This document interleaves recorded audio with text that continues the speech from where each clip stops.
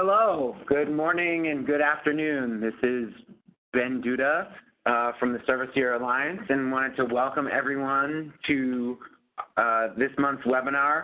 It's called Pathways After Service, Education and Career Outcomes of a Service Year. I am the Managing Director of Core Member Alumni here at Service Year Alliance and also a Service Year alum myself. I served in the AmeriCorps CCC program and also was an AmeriCorps member for Citizen Schools in Boston. Really pleased to be joined by three kind of leading voices and experts in the field who are going to help us dissect the research and most importantly, I think, the opportunity that is at the center of today's webinar. I'm pleased to be joined by Kyra Esgate, who's the CEO of America's Service Commissions. I'm also joined by Nicole Vera, who's the AmeriCorps Director of National Service at Reading Partners. And finally, Yasmin Moshin, who's the Senior Associate Director of Recruitment from Uncommon Schools. And I think uniquely together, our three panelists bring perspective from commissions and grant makers, grantees and program operators who serve alums, and a leading organization that's actively hiring and recruiting Service Year alumni for careers in the education field post-service. So really exciting set of stakeholders and excited to introduce you all to them. Quick reminder on logistics, everyone who's attending is going to be on mute. Looks like we have a great group of folks in attendance. We're also recording this afternoon's webinar and it'll be available following the event at serviceyear.org in case you want to share what you've learned. We are actively monitoring the chat, so if you have questions along the way, be sure to type those in and we'll be both cultivating them in real time and making sure we have a few minutes at the end to address anything that we don't get to. And without any further ado, let's get started. So first, if this is your first webinar, first opportunity to connect with us at Service Year Alliance, wanted to tell you a little bit about what we do as an organization. So we're a national nonprofit that's committed to making a year of service a common expectation and common opportunity for every young American. We do this through partnerships and a strategy and a key set of activities across four main areas. So first of all, serviceyear.org is a great resource for the field, both for individuals and organizations to post service year opportunities as well as for young people to find a service year opportunity that is right for them. We actively support and consult to the field around activities of recruitment, awareness, and core member support. Our unit in particularly supports core members in service as well as alumni in transition and in their post-service lives and careers. We're actively committed to growing service here, so we're working with organizations who are considering, or industries and sectors who are considering a service year as a path to growth, as well as organizations who already have members in place who are looking at ways to identify opportunities to grow and have more members. I mean, finally, we're a DC-based organization. We're actively involved in policy and advocacy here in Washington and across the country. So today's webinar is about Pathways After Service, and we wanted to identify a couple important learning objectives that we hope all of our attendees will walk away with. So first off, we want to introduce this key research findings from the Burning Glass Research Report. We want to give all attendees an opportunity to have access to new talking points, knowledge, and data that they can use in thinking about, speaking about, doing the work that it takes to discuss the benefits of a service year.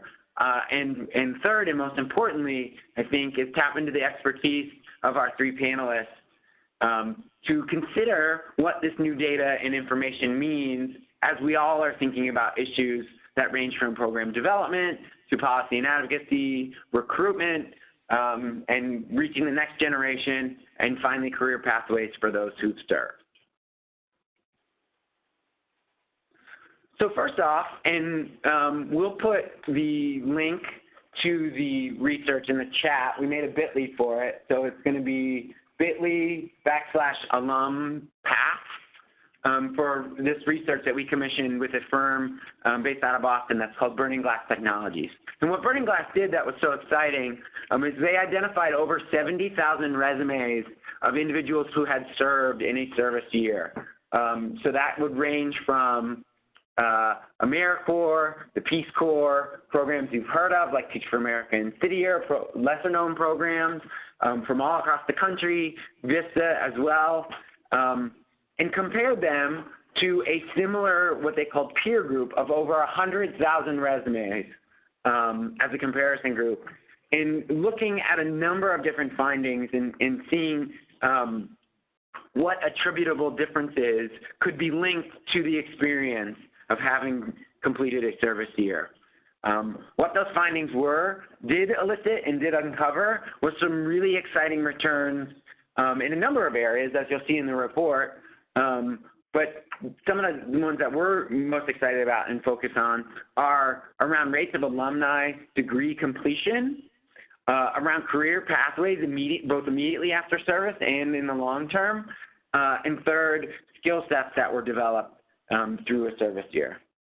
So first off, for education, one of the findings here, and for many of us who are doing this work, and in particularly thinking about issues of degree attainment and completion, strategies and possibilities to engage opportunity youth, this finding has really been exciting for us and for the field, is that a service year alum that has no prior college experience will go on to earn their degree at more than twice the rate of their peers following their service. And so that is a really exciting and important finding that links completing a service year very positively with attaining a degree. And this holds for individuals who have some education before their serve and for those who have no prior college experience before service. And you can see those differentiated numbers there in the chart that's included. Next, we looked at skill attainment. And so at the top, we've just kind of pulled out some headlines for the talking points, but the data in the charts below really back it up. That a service year alum is a bridge builder, a planner, a researcher, a mentor. And those findings are generalizable across both individuals who serve without a degree and those who do. And you can see the differences in the peer group, where 33% have organizational skills on their resume compared to the peer group at 22%. That number changes and goes up to 40% for individuals who do not have a BA. Second language, leadership, creativity, all of these are skills and areas of emphasis that we know employers talk about a lot. We see studies all the time. We see stories in the news or on social media around 21st century skills or soft skills. I mean, how sometimes those might be lacking from millennials or Gen Z. And so for us as an organization and for a field, it's exciting to consider these positively attributed outcomes related to service that connect to the types of skills that employers are saying that they're looking for and that the peer group may be lacking in. Next, there were some exciting findings around career pathways. Some of it was a case of confirmation bias, if we're honest, right? That service year alumni are more likely to stay in service-oriented careers. A significant percentage of post-service work placement were in the fields of education, community and social services, and you can see 23% compared to a peer group of 7%, and that was something maybe many would say that they knew and assumed already, that a service year alum is more likely to stay in the service field, the national service field, the nonprofit field, the helping field, the education field, and so the research backs that up. But in addition, we also saw some other interesting trends. So first was around participation in what was dubbed higher paying professions. And there was a difference made there between service year alumni in the peer group, and how the research explained higher paying professions here were professions and occupations that tend to have an average of $80,000 salary or higher. And so this was a point of emphasis in the report. And in addition, one of the areas that the report digs into that we're only kind of covering at the surface in our conversation this afternoon is around sector switching. And so what we found is that 10 years into the career, service year alum did end up being attracted to or ending up in a broader range of fields, and in some areas that maybe were unexpected, such as finance and business, at greater rates than their peers. And so one of the helpful things that comes out of the study is both seeing those things that we expected, that a service year alum is more likely to end up in education or social or community services role, but also, I know for my career in national service, I've often said, kind of alums are everywhere. And this research also tended to back that up, that literally, regardless of the kind of the sector, and as compared to the peers, you can really see a generalized disbursement across a lot of different profession types for a service year alum. So those were some of the main talking points that we wanted to make sure that we call out. Again, the chat is open if there are specific questions. Really do encourage you. The report is a report, but I feel like it's the Burning Glass team did a great job. It's pretty accessible. It's not super wonky. There's lots of graphs and charts. So as you find it helpful for you and for your organization, the individuals that maybe you work with, report to, your board, et cetera, can be a really helpful document. And that really is what we're excited to talk about today. So I'm going to stop talking and give our three panelists an opportunity to share a little bit more about what they're thinking about in terms of the impact of a service year, how that connects to education, career, and how we might use these findings for the work that we're all passionate about and the stakeholders that we come into contact with. So our first panelist is Kyra Eskate. She's the Chief Executive Officer of America Service Commission, which is the association for the 52 governor-supported state service commissions, but also that group represents the largest service year grant-making body in the country. So the state commissions play a critical role in the execution, the disbursement, the oversight, the interconnectedness of how service years are operated in the country. Kyra's a longtime friend and colleague, and had previously also been the head of the Reimagining Service movement, and also worked at a state commission herself at California Volunteers. So Kyra, welcome. Thanks so much for joining us. Great. Thanks, Ben. Really pleased to be with you today. So Kyra, I'm glad to give you the floor to share a little bit more about ASK, and then I wanted to make sure that we could dig in on some of these findings. So tell us a little bit more about your organization and some of the exciting things that are coming up for you. Great. Thanks, Ben. And so happy to share a little bit more information about America's Service Commissions, or ASK, as you will hear us often say, and you certainly would see on the slide there in the upper left-hand corner. As Ben mentioned, we are the National Association for the 52 State Service Commissions, and collectively, state service commissions around the country administer more than 80% of AmeriCorps state and national funding. So they are a real important backbone to making sure that national service moves forward on an annual basis. Our members include both state service commissions as well as their programs. So if we do have program representatives on the phone today and you're interested in learning more about what membership with ASK can provide you, I encourage you to check out our website, which is statecommissions.org. Really, we provide a number of functions for our members, again, both state service commissions as well as AmeriCorps programs around the country. But really, that work falls into three key buckets. So I think one is providing training and technical assistance opportunities for members around a variety of issues related to national service. We do play an important role in representing the interests of our members to the Corporation for National and Community Service, whether that be kind of long-term planning issues or really in the weed detail issues as well. And that's something that we enjoy and really work on having a strong relationship with the corporation to provide that feedback. And then finally, as Ben mentioned, Service Year Alliance is in the public policy space, so are we from the ASK perspective. A lot of our work is done at the federal level around appropriations, but we also increasingly are working with state service commissions on their state policy strategies, so how they can be working with their governor's office, their state legislatures, and others to really expand service opportunities through state funding and initiatives as well. And the one thing I wanted to flag for everyone on today's call is actually our upcoming series of national service trainings. So each spring we put together a series anywhere from 3 to 4. This year we'll be doing 3 of them, national service training conferences. They'll be throughout the country. So our first one will be in St. Paul, Minnesota in early May. Our second one will be in Boise, Idaho in late May. And then our third will be in Pittsburgh, Pennsylvania in early June. And it is an opportunity to come and be with other national service leaders in the country. We'll have a variety of workshops about AmeriCorps 101, AmeriCorps 201. How do you kind of think about how you take national service programming to the next level within your program and or your state? And so we're really, really excited about this year's events. We expect that registration for these events will probably open next week. So if you're interested in learning more about the opportunity that exists in attending one of those conferences and finding out more about the dates, registration, agendas, et cetera, I encourage you to check out our website for those events, which is nationalservicetraining.org.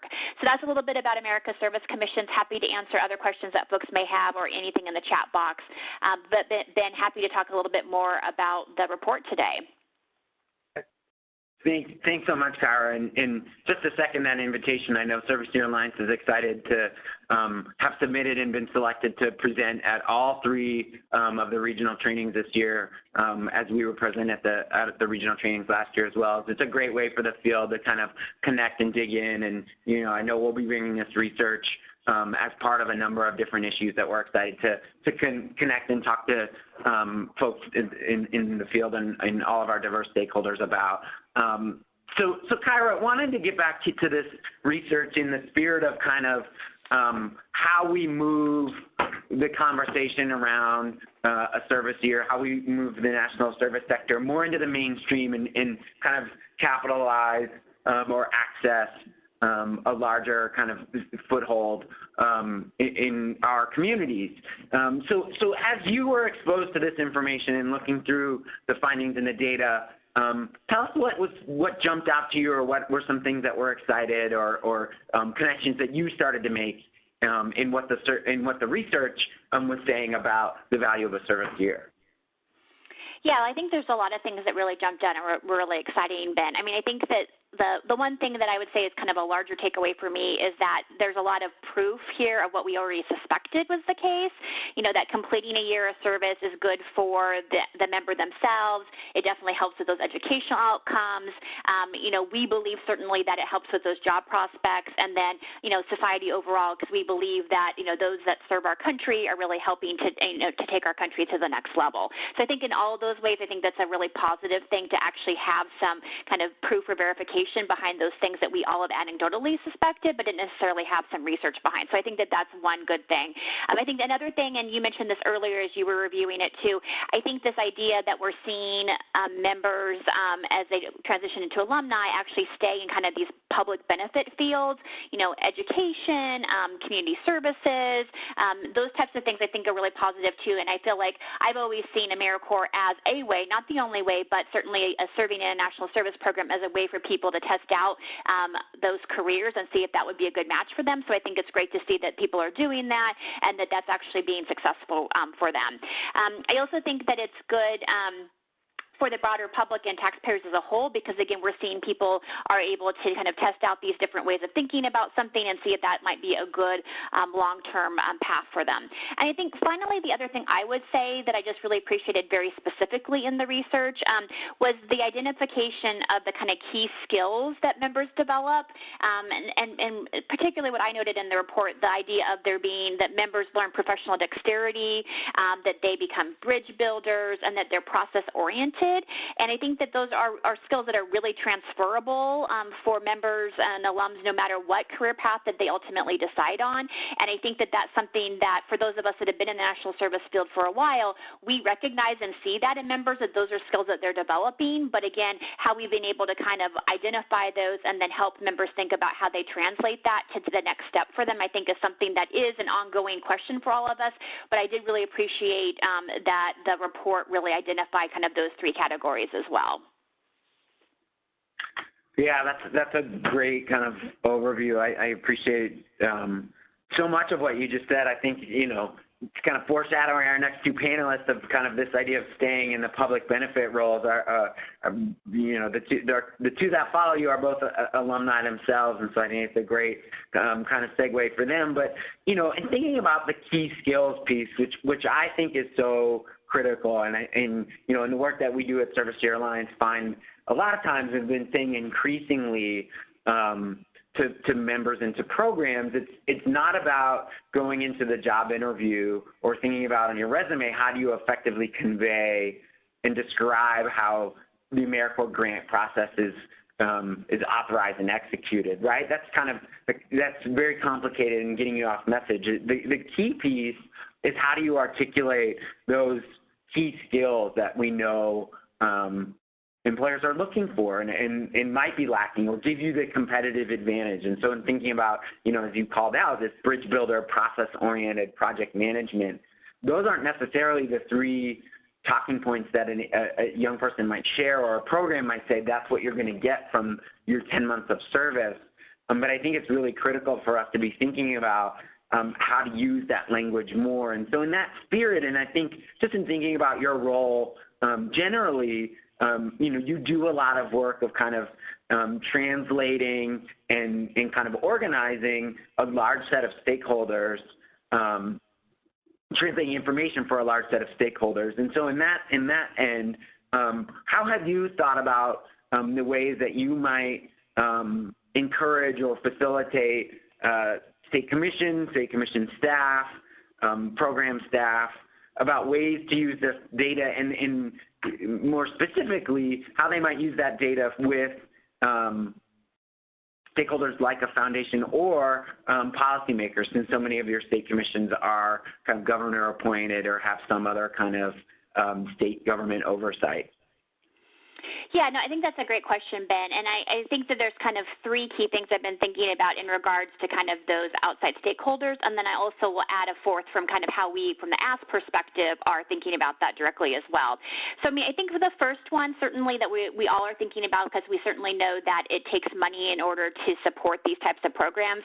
I do think this provides an opportunity for us to make the case to foundation and donors about investing resources in these types of programs. We're obviously seeing positive outcomes here, that these opportunities provide, a greater bang for the buck. And so I do think that this is the kind of data that really helps funders as programs are thinking about trying to secure matching funds, really demonstrating that members are really, being developed for the workforce pipeline out there, and that really they're developing the skills that are really going to help them be successful down the road. So I think that that's one thing that could be very compelling to foundations and donors.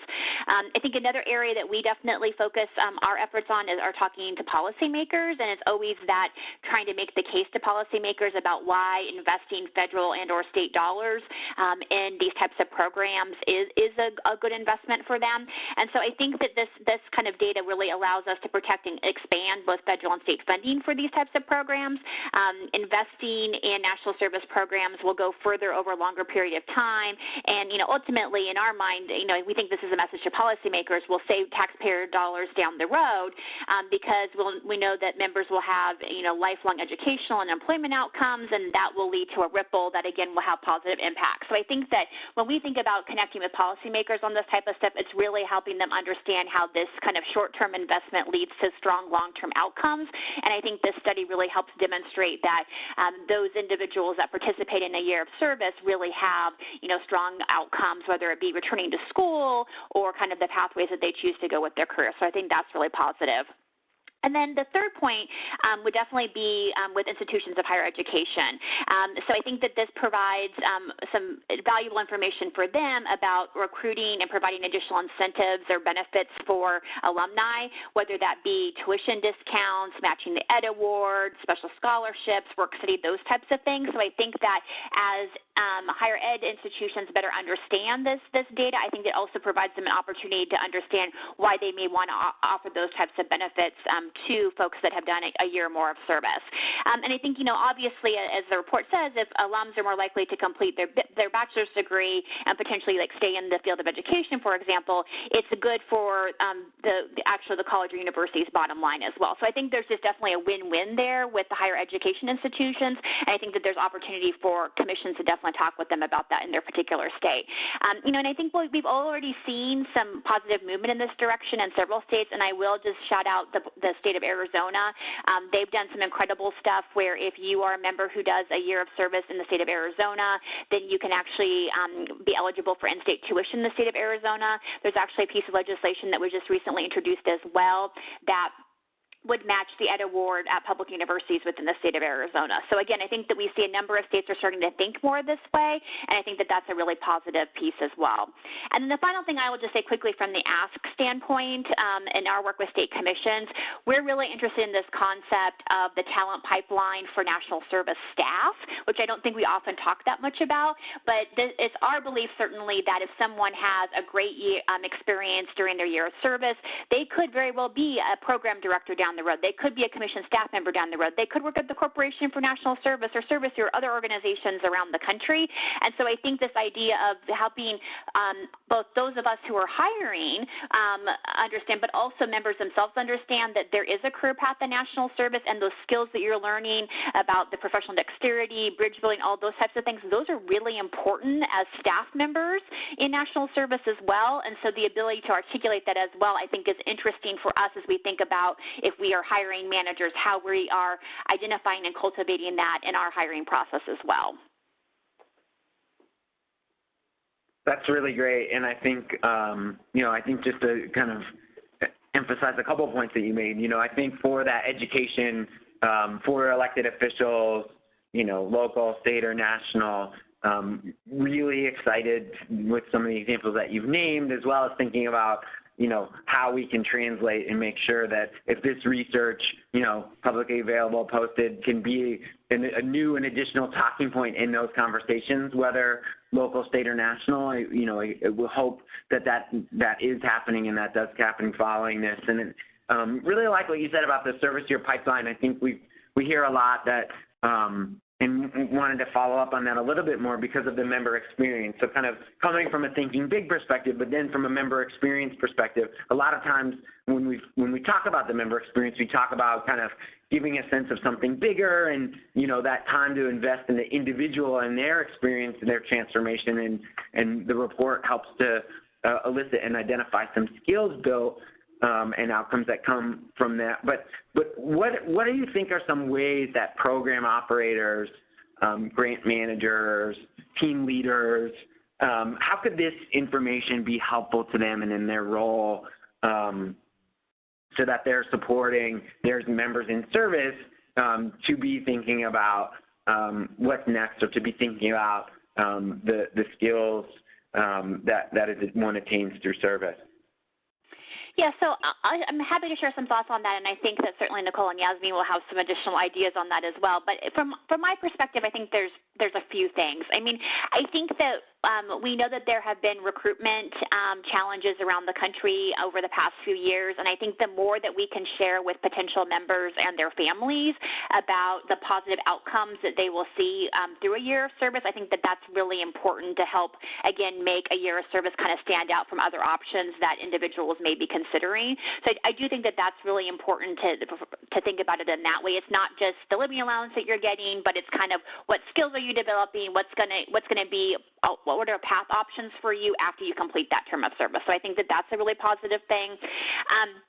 I also think there's an opportunity for programs to think about how they're building strategic partnerships with local businesses, employers, and again, the higher ed side of things too, to help them understand, basically that someone does a year of service, and then these partnerships are in place that maybe are helping to pipeline folks into what's next for them. So whether it be attending the local college or university, or potentially being hired on with a local business or larger employer on that. So I think that there's something that programs can be doing to think about that too, is like how are they developing those partnerships partnerships that are going to help members take that next step once their year of service is complete.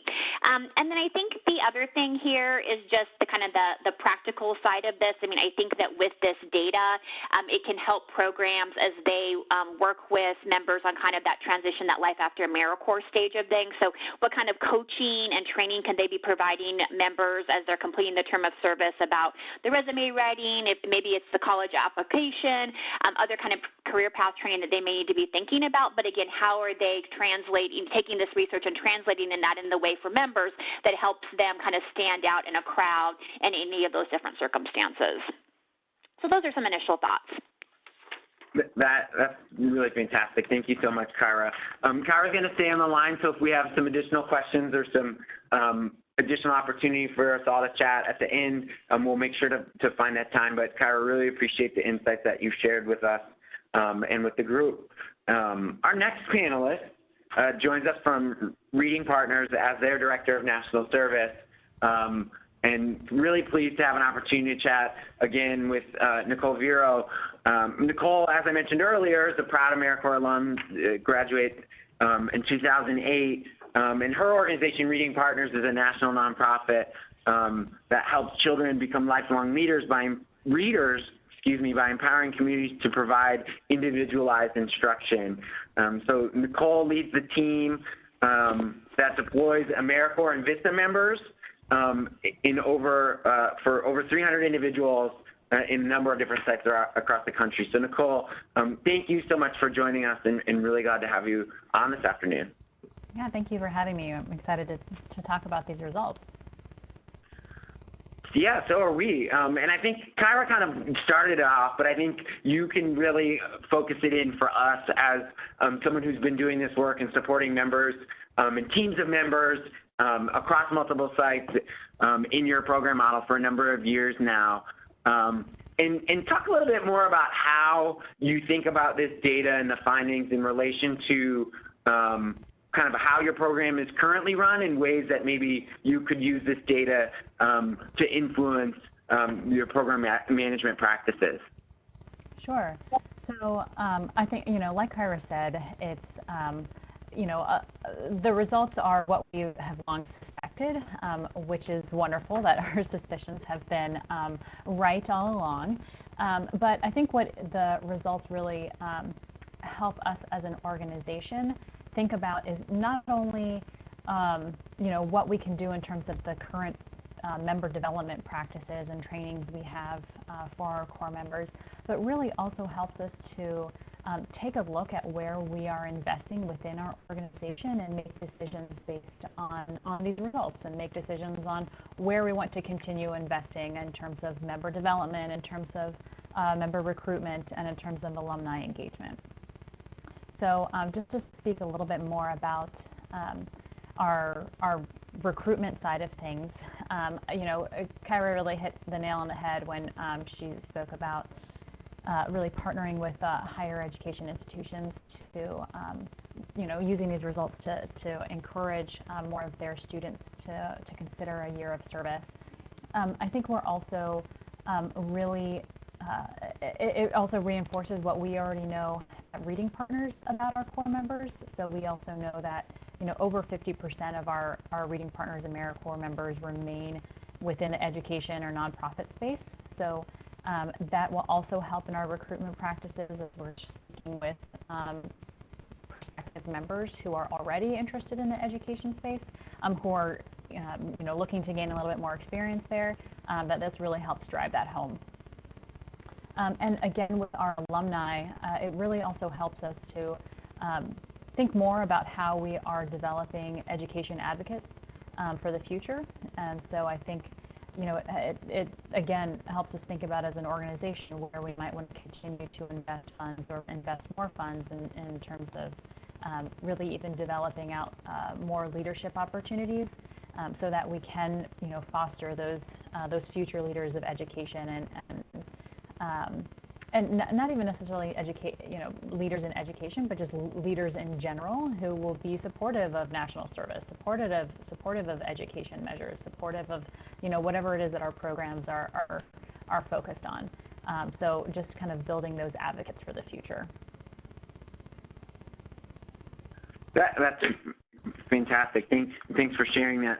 Nicole, I wanted to dig in a little bit more on the kind of the pipeline and thinking about, a little bit of what Kyra touched on and you touched on that starts in recruitment. So as you and your organization does outreach and recruitment activities, talk a little bit about, and especially I think sometimes we kind of want to make a one-size-fits-all, and things change and individuals change, and experiences are different in different parts of the country, so can only be generalizable to a point.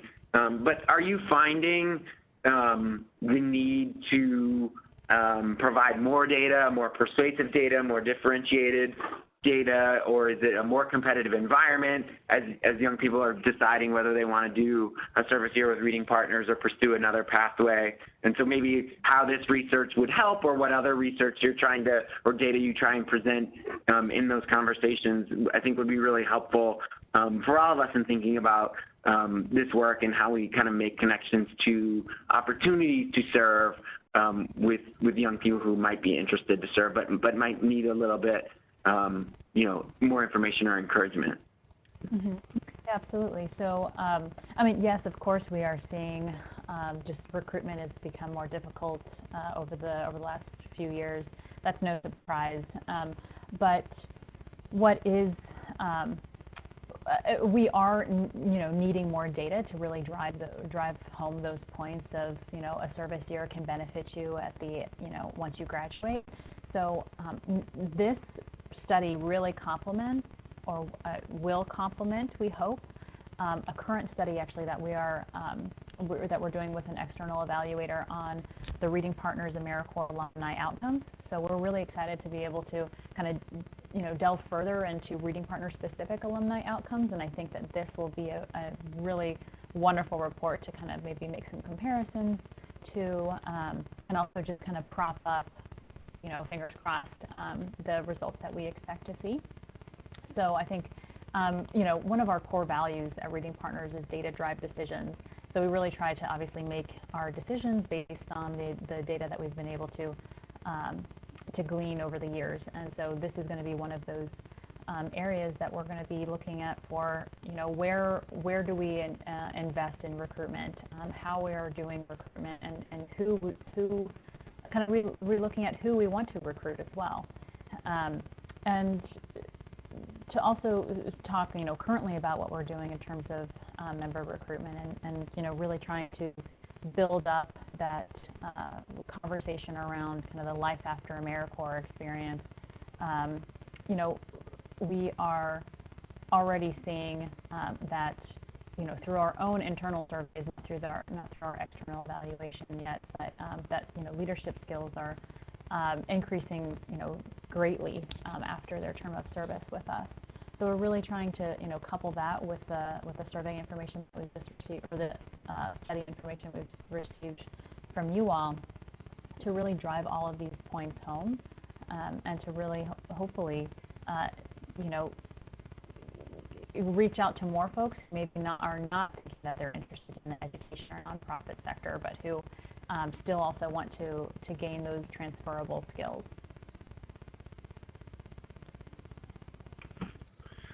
That's great. I think one of the things that your comments remind me of is going back to some of the skills attainment data in the report.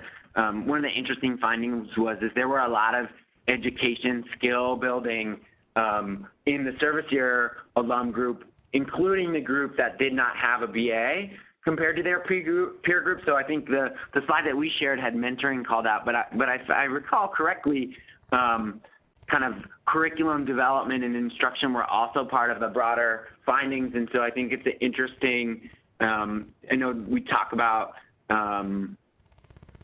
in the service year space around kind of the qualifications and requirements, and in some spaces increasingly looking for college degree as a requirement for an education placement. But I think it's exciting for folks like yourself who are in the education service year space that those skills are developed and identified in an individual who serves that might not yet have a BA.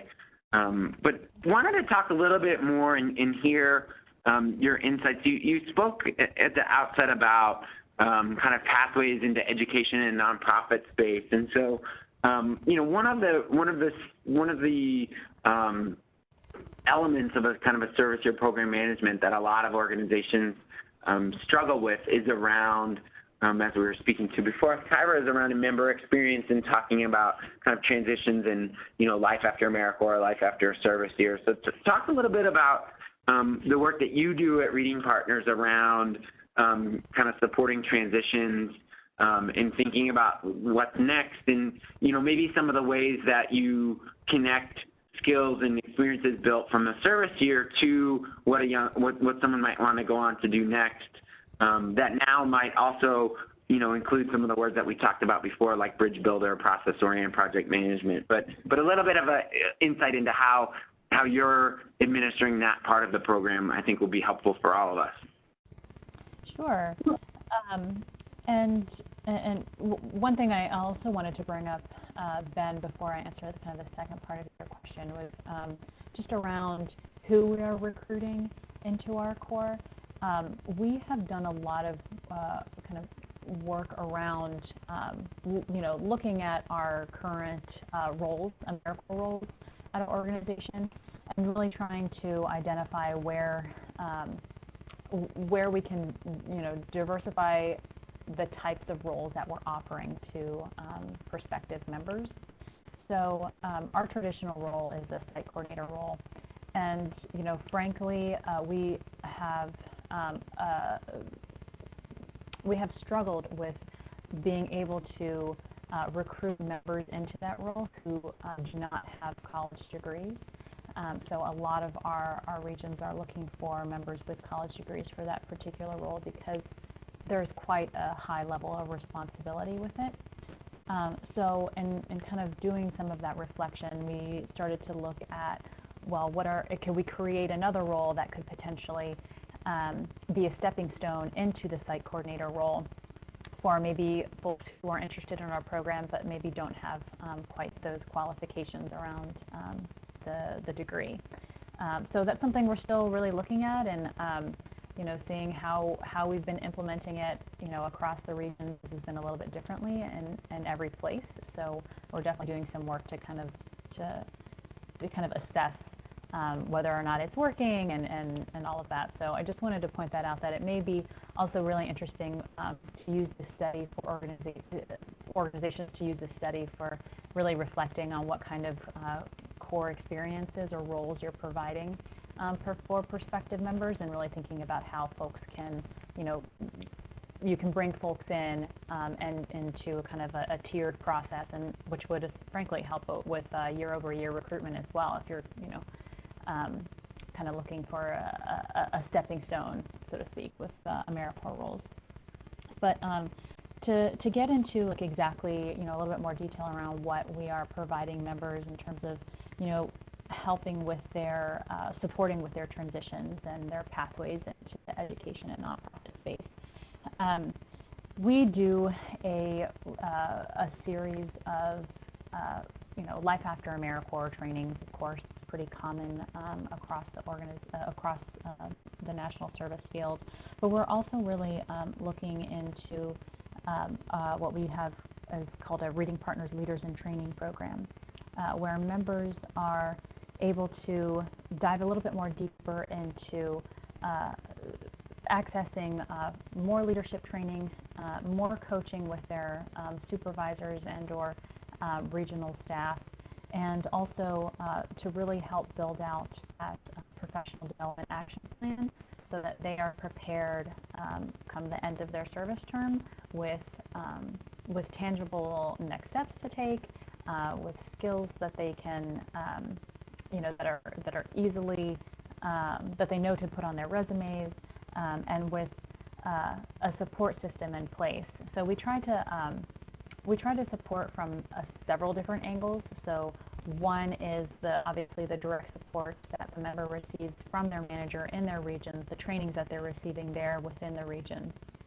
And then from a national perspective, we also provide additional webinars, professional development webinars on a quarterly basis. And we also have an alumni advisory board that provides a mentorship project, a mentorship program for current members to be paired up with an alum to kind of get that end-of-year mentoring for career readiness. So I think looking at these study findings, it will be really useful for especially our alumni advisory board and our other staff within the organization to utilize this as a tool to see, okay, here's where the data is showing where we should start focusing our efforts on what members are looking for, in particular what skills we should be looking to develop more. Yeah, it is just an ongoing theme and challenge for organizations because we kind of had this push-pull of kind of time in the field and meeting our metrics and outcomes, but it really is a critical component of the member experience and of the successful operation of a program. So it's exciting to hear the ways that you've been intentional about it. We're really excited. The group of us here in DC this afternoon kind of lit up when you talked about your Reading Partner Alumni Outcome Study, and we're excited to hear more about that and learn what comes from it. And so I think, just really helpful to have kind of a program, in the field, in the weeds perspective of how do we actualize this information? I think it is one of those things as a field level organization. We want to serve the field. We want to be supportive of service year programs, but also this deep commitment to the individual, to the core member, to the transitioning alum. And so to hear a little bit more about how you're thinking about that experience in that transition and how this data might support you in that work is kind of really exciting. So similarly, Nicole is going to stay on. If we have any additional questions from our attendees, please be sure to chat those and we'll come back to it at the end. But Nicole, thanks again so much for being on today's webinar. Our third and final panelist is Yasmin Mohsin, who joins us from Uncommon Schools. Similar to Nicole, is also a service year alum, having served with Teach for America in Houston, Texas, as in 7th grade math teacher. Currently, Yasmin is the Senior Associate Director of Recruitment for Uncommon Schools, and I think Uncommon Schools for us was an organization that we intentionally sought out and targeted for this, and so wanted to share a little bit more about that before we turn it over to Yasmin and give her an opportunity to share a little bit more about their work. So Uncommon Schools is an employer of national service, which was an initiative that we helped to launch a few years ago in partnership with the Obama White House and Peace Corps, Corporation for National Community Service, and others. But then also at an organization level, Uncommon Schools has for quite a while now been using things like the AmeriCorps Alums Jobs Board, our service year virtual career fairs, the next of which, as a plug for all of you kind of as individuals, but also for program operators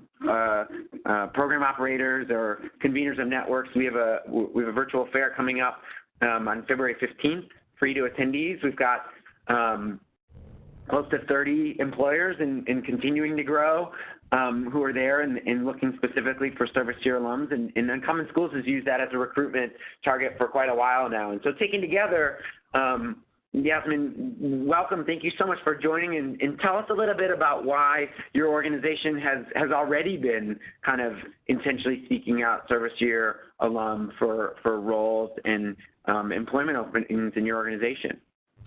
Thanks so much for the introduction, Ben, and really excited to be part of the call and hear from Nicole and Kara as well. So first, just wanted to share a couple things that we think I want to call out that distinguish Uncommon from other charter school networks. And so first, wanted to just share in terms of our approach to instruction, we have a balance of both joy and rigor. So we try to create school culture that is a place where students look forward to coming every day. Also, just wanted to call out our results. So we are closing the opportunity gap. Last year, 98% of our graduates were accepted into four-year colleges and universities. Want to also share in terms of our staff, we have an incredibly diverse set of teachers in our schools. 54% of our staff members identify as people of color. And then also wanted to just share one of the things that really sets us apart is our focus on professional development of teachers. So we wrote the book on New Teacher PD, and that has been used to train millions of teachers. So Teach Like a Champion was the book that was formerly used to teach incoming New York City teaching fellows. And so wanted to just share a little bit more about Uncommon, and then in terms of why we use tools like Service Year Virtual Fair and reach out to recruit Service Year alums. I'd say the number one thing that we look for in every single person at Uncommon is alignment with our mission to close the opportunity gap for Black and Brown children from low-income communities, specifically by preparing them for college and beyond. So we recruit for Service Year alumni because we believe that people who choose to spend time in Service Year programs are more likely to be driven by and aligned with our mission and have some exposure to urban ed and are just super passionate about making an impact in this space. So just taking a step back, we use data to track success of prospective candidates and measure teacher effectiveness just to help us identify sources of our strongest hires. And similar to what Nicole and Kara shared, we found that in addition to our anecdotal hypotheses, we see that service year orgs that we recruit from have yielded teachers and staff members who have been really successful in our organization. You know, it is so fascinating, so exciting. I think it's not the first organization that has, at a deep level, really done that differentiated tracking. And part of the reason why we were so excited to have you on that says definitively. I know there's another program who said a previous service year was a demonstrable difference maker in one's ability to persevere and finish the fellowship program that they operated. And so similarly to hear that, and especially from an organization the size of yours, I think saw maybe 53 schools in your network, which is just an incredible reach and opportunity to kind of have impact. So, you know, as a commercial for Uncommon Schools, I hope folks will take an opportunity to meet Yasmin and Toya and colleagues who are going to be at our fair next week. And if education and, you know, other kind of education organization administrative roles might be of interest.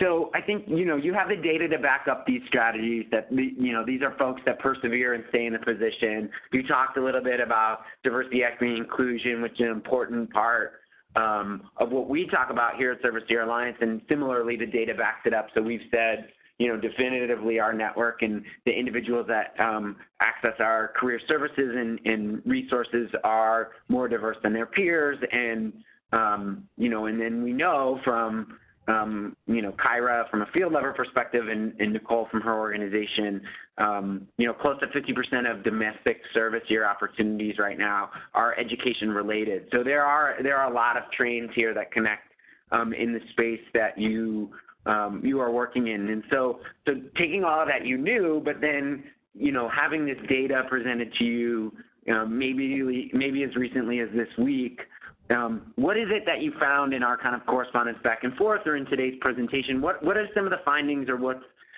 about this research is kind of most exciting or stands out from your perspective? Yeah, absolutely. Thanks, Ben. And also thanks for the plug for our virtual career fair. So I was super excited to see that nearly a quarter of service year alumni with a bachelor's degree go on to attain a career in education. We're always looking for candidates who are interested in making an impact in the education space and are committed to careers in education for the longer term. So that was super exciting to see. And then I was also really excited to see that some of the top specialized skills advertised by service year alums include important skills for instruction, such as organization, communication, leadership, lesson planning, and mentoring and tutoring. So those are some of the things that I was most excited to see from the study. No, thanks for calling that out. You know, so we can I think we all collectively feel really good about this alignment around service year and pathway to education, but I'm going to give you an opportunity to kind of communicate to someone else who's an associate director of recruitment or leading an HR talent team in the private sector, maybe in the technology startups that are popping up in New York and in Silicon Valley and across the country. What would you tell your peer who's in talent but not in the education sector about why they should really be thinking about specifically targeting a service year alum in their recruitment efforts? That's a really great question. So I would say I think that beyond the skills that I just mentioned, there are so many more. This bridge building skill that was also targeted. I think service year core members have shown commitment. They've shown grit. And they show commitment to, contributing to the social equity movement. I'd also say the big piece of advice I'd give to other people in the talent realm is to look for people who are passionate about your organization's mission and are open to coaching and feedback, because we're seeing more and more that people may not have aligned experience, but if they're open to feedback and they're willing to grow and learn, they're going to be really strong employees. I'd also say in general, just being more flexible about candidate profile, being open to rookies, and really investing heavily in professional development to support and develop staff, especially our inexperienced staff. That's something that I think Uncommon does really well, especially for our teachers, and so something that could be replicated in other fields as well. That was great. We're feverishly transcribing every single piece of advice there. And so in the same vein, but to a different audience, I think one of the great things is that in looking at the broad range of individuals that RSVP'd for today's event and knowing, that group will get, an email copy of the link to the webinar, but that also Service Year Alliance has a role. We're communicating to hundreds of stakeholders and thousands of alums every month.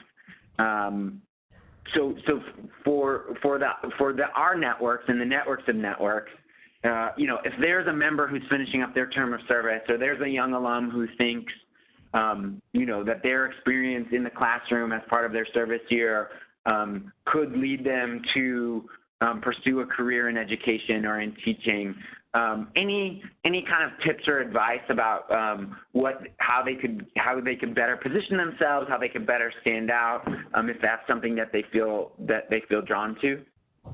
Thanks, Ben. Great question, and I have lots of advice. So first and foremost, make sure to study up on the organization's mission and values prior to a phone or in-person interview. It helps to use this in cover letters as well if you submit one with an application. Second, highlight any exposure with the student population or with the relevant work. For example, if you were applying to Uncommon, highlighting experience with urban education, and why you're passionate about making an impact in that particular space. Third, make sure to include relevant experience. So again, for example, if you were applying for a role in education or as a teacher, highlighting things like tutoring, student teaching, or volunteering. Fourth, complete the application and take time to answer the short answer questions. So more than 1 to 2 sentences, I'd recommend 4 to 5 sentences per question. Next, I would say make sure that your resume is up to date and does not have any formatting or grammatical errors. I would recommend having a couple friends review it. And if you update that on LinkedIn, you would make sure that recruiters can also find that, and that you're updating your profile as well, so that you can easily apply for jobs. I'd say reach out to people that you may know at an organization. You can find them on LinkedIn to share more about their experience with the organization and actually refer you, because referrals are a major source of hires for lots of organizations, and it helps your application to stand out. I'd say going to career fairs, it's a great resource as you can learn more about different networks and schools and their values, and also learn about professional development opportunities. So virtual fairs like the Service Year Virtual Fair or any other career fairs that are open to the public. And then finally, I'd say leverage career services or alumni university job boards for opportunities that are advertised within your own networks. That was a great set of advice and recommendations. I think the two things that I wanted to kind of, really emphasize, because I heard you say them a few different ways, and I think they're so critical. The first being customization. I think really appreciated your recommendations around making that information relevant to the recipient as a way to stand out. And I think the second piece, you talked about a couple of different ways around the value of networking and referrals and connecting and using institutional and organizational resources to your advantage. So that was really super helpful, and I hope helpful for all of our attendees listening today, that you can take that information and translate that to the core members and alumni that are in your own networks. And so with that, I think incredibly, but not surprising to me, we have reached the hour mark. It was just a fantastic conversation that really picked up and appreciated the insights and recommendations of our three panelists and experts. Just, I think, a really keen insights from a variety of different levels and lenses around how we can actualize and use this data to advance our common goals and mission. So again, wanted to say thank you on behalf of all of us here at ServiceYear Alliance. If you haven't had an opportunity yet to take advantage of it, we do have what we call the Resource Hub at resources.serviceyear.org, where we have a number of different kind of PDFs, guides, links to webinars, other tools and resources. So some of the themes here, ranging from we have a skills assessment tool that you can use to share with your currently serving core members.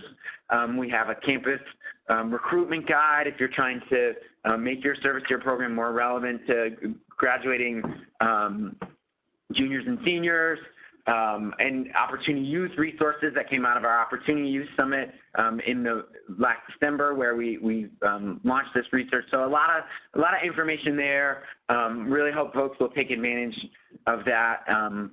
And so, yeah, with that, we have to conclude today's webinar. I think, again, thank you so much to our three panelists, to Yasmin, to Nicole, to Kyra. Really great insights. Really appreciate your time and contributions today. We also want to invite everyone here today and to your organization and networks for our next webinar is on the 21st. And it's on something that we talked about a few different ways, which is best practices for ServiceYear awareness recruitment. And how to use serviceyear.org to maximize that.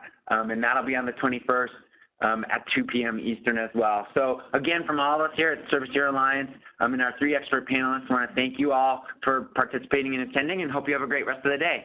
Bye-bye.